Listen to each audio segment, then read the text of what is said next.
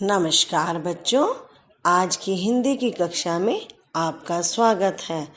बच्चों, आज हम पढ़ेंगे अपना व्याकरण पाठ 3 संधि तथा संधि विच्छेद। बच्चों, संधि किसे कहते हैं? संधि का अर्थ होता है मेल या जोड़। जैसे सुर प्लस इंद्र तो शब्द बनेगा सुरेंद्र। सुर में रा जो वर्ण है इसमें आ की ध्वनि आती है और इंद्र में पहला वर्ण ई है तो इसमें ई की ध्वनि आती है। तो बच्चों, जब आ प्लस ई दोनों वर्ण मिलते हैं तो इनके वर्ण में परिवर्तन आता है, तो नया जो वर्ण बनता है वो बनता है ए। तो सुर प्लस इंद्र से शब्द बनेगा सुरेंद्र। बच्चों, संधि किसे कहते हैं? दो वर्णों के मेल से जो परिवर्तन होता है उसे संधि कहते हैं। जैसा कि हमने पिछले उदाहरण में पढ़ा कि सुर प्लस इंद्र से शब्द बना सुरेंद्र। आइए अब पढ़ते हैं संधि विच्छेद। संधि के द्वारा बने शब्दों को अलग अलग करना संधि विच्छेद कहलाता है। जैसे हिमालय, हिम प्लस आलय, सुखार्थ, सुख प्लस आर्थ। तो बच्चों, ये कहलाता है संधि विच्छेद। अब हम पढ़ते हैं संधि के भेद। संधि के 3 भेद होते हैं: स्वर संधि, व्यंजन संधि और विसर्ग संधि। सबसे पहले आती है स्वर संधि। स्वर संधि किसे कहते हैं? दो स्वरों के मेल से होने वाले परिवर्तन या विकार को स्वर संधि कहते हैं। स्वर संधि के 5 भेद होते हैं: दीर्घ संधि, गुण संधि, वृद्धि संधि, यण संधि और अयादि संधि।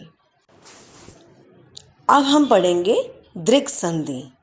बच्चों, दीर्घ संधि क्या होती है? जब ह्रस्व या दीर्घ अ, ई, उ से परे क्रमशः ह्रस्व या दीर्घ अ, ई, उ आए तो दोनों के मेल से क्रमशः दीर्घ आ, ई और उ हो जाते हैं।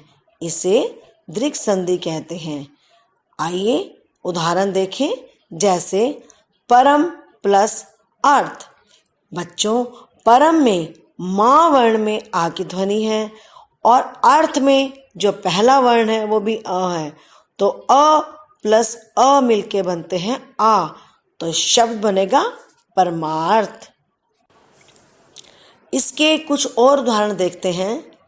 वेद प्लस अंत, शब्द बना वेदांत। दा में आ ध्वनि आती है और अंत में भी आ है, तो आ प्लस आ मिलके बनता है आ। हिम प्लस आलय, हिमालय। इसमें माँ में अ है और आलय में आ है, तो अ प्लस आ मिलके बना आ। विद्या प्लस अर्थी, विद्यार्थी। आ प्लस अ, ये बना आ। दया प्लस आनंद, दयानंद। तो इसमें दया में भी आ की ध्वनि है और आनंद में भी आ की ध्वनि है, तो आ प्लस आ मिलकर बनता है आ। मुनि जमा इंद्र, मुनिंद्र। ना मुनि में ना पे छोटी की मात्रा है और इंद्र में भी ई छोटा है, तो ई प्लस ई बनेगा ई। गिरी प्लस ईश, गिरीश।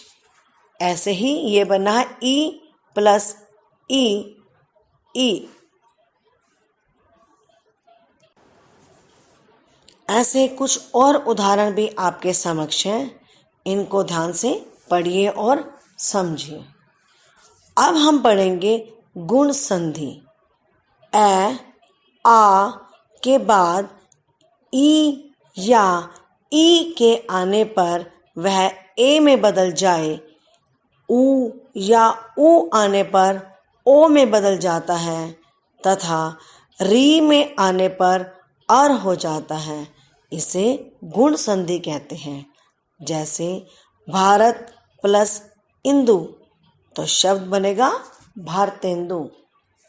आपके समक्ष कुछ उदाहरण हैं, इनको पढ़िए और समझिए। जैसे नर प्लस इंद्र शब्द बना नरेंद्र।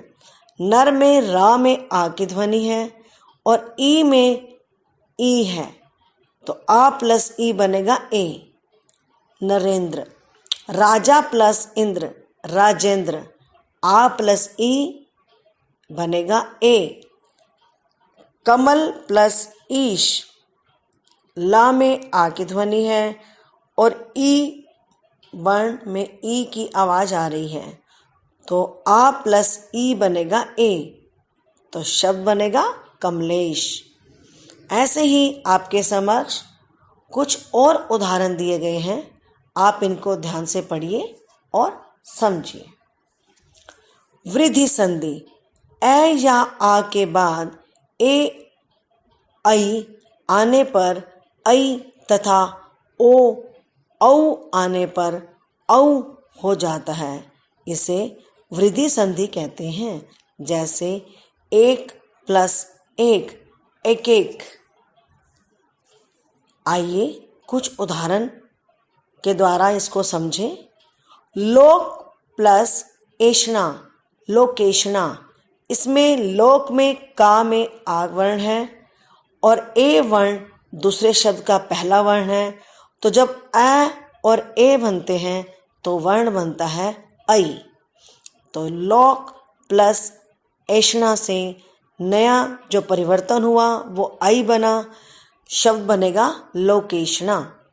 राज प्लस ऐश्वर्य राजेश्वर्य।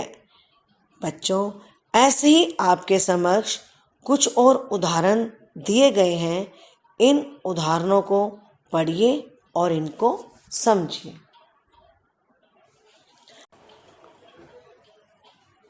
बच्चों, आज हमने लेक्चर 1 में संधि, संधि विच्छेद और संधि के भेदों के बारे में जाना तथा स्वर संधि के भेदों के बारे में भी पढ़ा। शेष स्वर संधि के भेद और संधि के भेदों के बारे में अगले लेक्चर वीडियो 2 में पढ़ेंगे। धन्यवाद।